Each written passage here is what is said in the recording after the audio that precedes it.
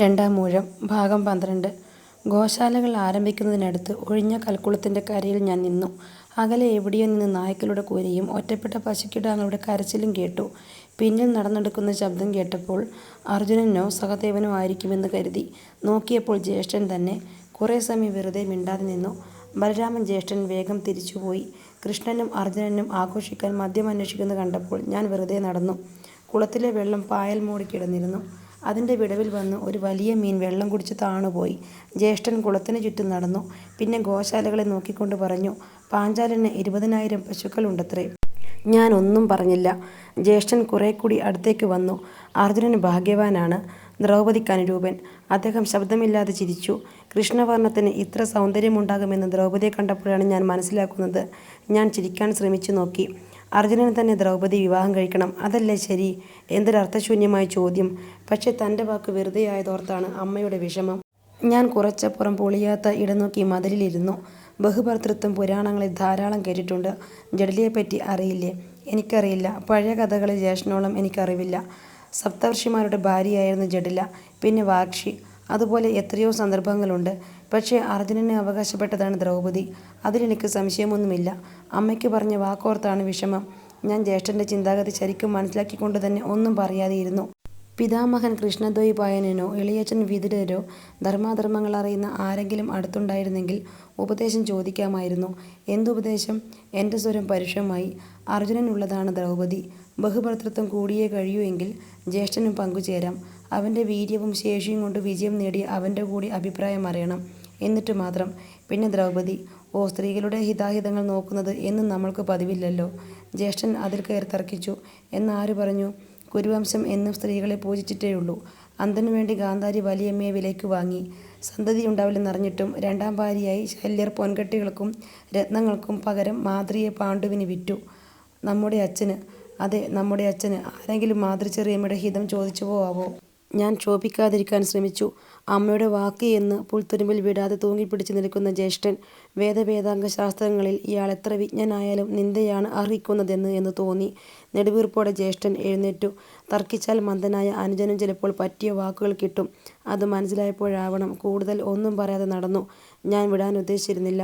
നിൽക്കൂ, ഞാനൊപ്പമെത്തി. എന്നെ വിട്ടേക്കൂ. എനിക്ക് വേണ്ടി ഒരു പെണ്ണ് കാട്ടിൽ കാത്തിരിക്കുന്നുണ്ട്. എൻ്റെ ബീജം വഹിക്കുന്നവൾ. കുരുവംശക്കാരുടെ കൂടെ കഴിയാൻ യോഗ്യതയില്ലാത്തവളാണെങ്കിലും എനിക്കവൾ മതി. പിന്നെ വിവാഹപ്രായമാകാത്ത മാതൃസുതരെയും വിട്ടേക്കുക. ജഡലേക്കും വാർഷിക്കും തുണക്കാരുണ്ടാവട്ടെ നമ്മുടെ യുഗത്തിലും.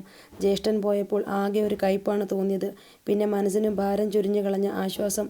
കൗമാര കൗതൂഹലം കണ്ണുകളിൽ വിട്ടുമാറിയിട്ടില്ലാത്ത ദ്രൗപദി. അവളെ പങ്കിട്ട് അനുഭവിക്കണമത്രേ. വീണ്ടും ഞാൻ എങ്ങോട്ടെന്നില്ലാതെ നടന്നു. കർമാര കുടിലുകളിൽ നിന്നും കൂടം മേടുന്ന ശബ്ദം കേട്ടപ്പോഴാണ് അടുത്ത ഗ്രാമം എത്താറാവുന്നു എന്ന് മനസ്സിലായത്. തിരിച്ചു പോന്നു.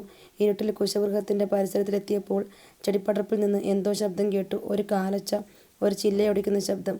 പകൽ ഞങ്ങൾക്കും പുതിയ ഒരു കൂട്ടം ശത്രുക്കൾ ഉണ്ടായിട്ടുണ്ട്. ഇരുട്ടിൽ പതുങ്ങി ജാലകത്തിനടുത്തേക്ക് നീങ്ങുന്ന മനുഷ്യരൂപം ഞാൻ ശരിക്കും കണ്ടു.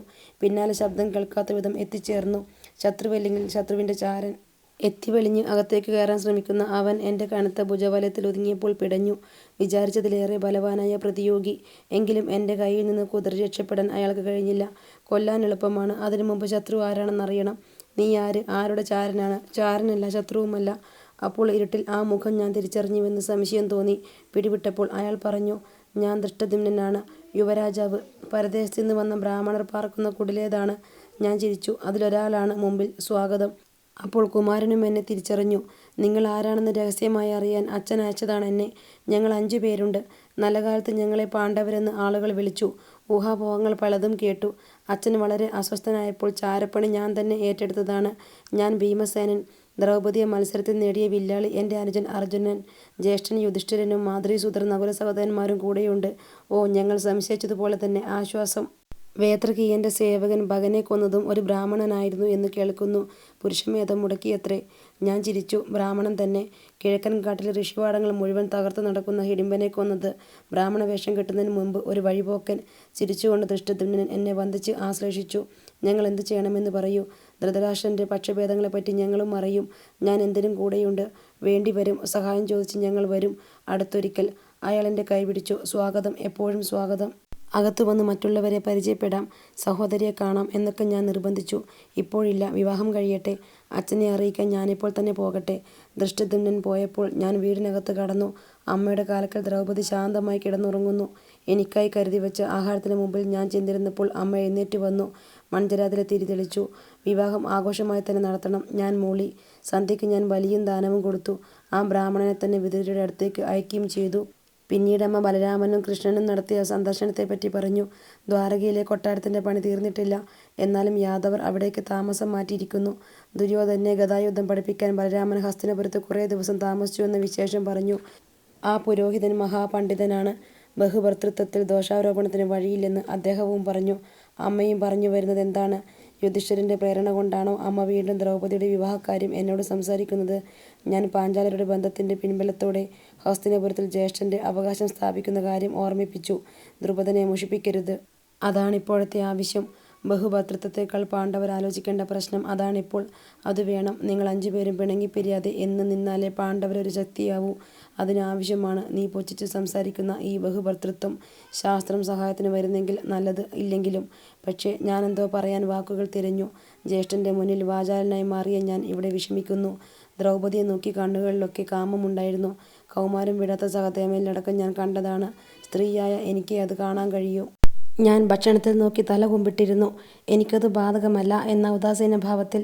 എൻ്റെ കണ്ണുകളിലും കാമത്തിൻ്റെ നാളങ്ങൾ അമ്മ കണ്ടുവോ? പക്ഷേ വെല്ലുവിളിയോടെ അമ്മയെ നോക്കാൻ എനിക്ക് കഴിഞ്ഞില്ല. ഞാൻ നെടുവീർപ്പിട്ടു.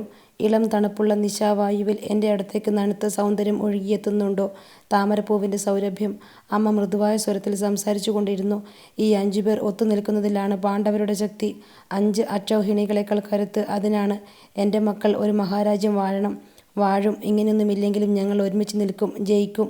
അമ്മ ചിരിച്ചു. കാലം മനുഷ്യരിൽ മാറ്റങ്ങൾ വരുത്തും. മാതൃയുടെ മക്കളാണെന്ന് കരുതി നകുല സഹോദരന്മാർ അകന്നു പോവരുത്. യുധിഷ്ഠിരനും ഞാനും തമ്മിൽ അഭിപ്രായ ഭേദങ്ങൾ ഉണ്ടാവരുത്. എല്ലാം ഓർത്തുകൊണ്ടാണ് അമ്മ ദ്രൗപദി 5 പേരുടെയും ഭാര്യയാവണമെന്ന് നിശ്ചയിച്ചത്. ഉച്ഛിഷ്ടം എടുത്തുകളഞ്ഞ് ഞാൻ വന്നപ്പോഴും അമ്മ അതേ ഇരിപ്പിൽ തന്നെ. യുധിഷ്ഠിരനോട് നീ കയർത്ത് സംസാരിച്ചുവെന്ന് പറഞ്ഞു. ഞാൻ ന്യായീകരിച്ചില്ല, നിഷേധിച്ചതുമില്ല. 2ാം ഊഴത്തിൽ ദ്രൗപദിയെ നിനക്കും പ്രാപിക്കണമെന്ന് തോന്നിയില്ലേ? എന്നെ നോക്കി സത്യം പറയൂ. ഞാൻ അമ്മയെ നോക്കാൻ ഭയപ്പെട്ടു. അഞ്ജനശലാകകൾ, നീലത്താമര ഇതളുകൾ, എള്ളിൻ പൂക്കൾ, മന്ദാരമൊട്ടുകൾ, മദകുംഭങ്ങൾ. മനസ്സിൽ അവ്യക്ത ചിത്രങ്ങൾ കൂടിക്കലർന്നു. ഇല്ല, ഞാൻ അമ്മയെ നോക്കിയില്ല. അമ്മ എഴുന്നേറ്റ് പോവുകയാണെന്ന് ഉറപ്പായപ്പോൾ ഞാൻ തലയുയർത്തി. തിരിഞ്ഞു നിന്ന അമ്മയുടെ മുഖത്ത് നേർത്ത ചിരി തെളിഞ്ഞിരുന്നു. ഭിക്ഷ ദ്രൗപദിയാണെന്ന് അറിഞ്ഞിട്ട് തന്നെയാണ് മന്ദ ഞാൻ പറഞ്ഞത് പങ്കിടാൻ. അമ്മ അകത്തേക്ക് പോയപ്പോൾ ഞാൻ ദുഃഖിച്ചു. അമ്മയുടെ മുമ്പിൽ ദുർബലനായി നിൽക്കേണ്ടി വന്നതിലുള്ള ദുഃഖം. പിന്നെ അറിയാതെ അടക്കിപ്പിടിച്ച ഒരു ചിരി പൊട്ടി. ബീജം ഏറ്റുവാങ്ങുന്ന ഗർഭപാത്രങ്ങൾ, വിത്ത് വിതയ്ക്കാൻ മാത്രമായ വയലുകൾ, പിന്നെ എന്തെല്ലാം. നിങ്ങൾ ഈ സ്ത്രീയെ കണ്ടില്ല, എൻ്റെ അമ്മയെ.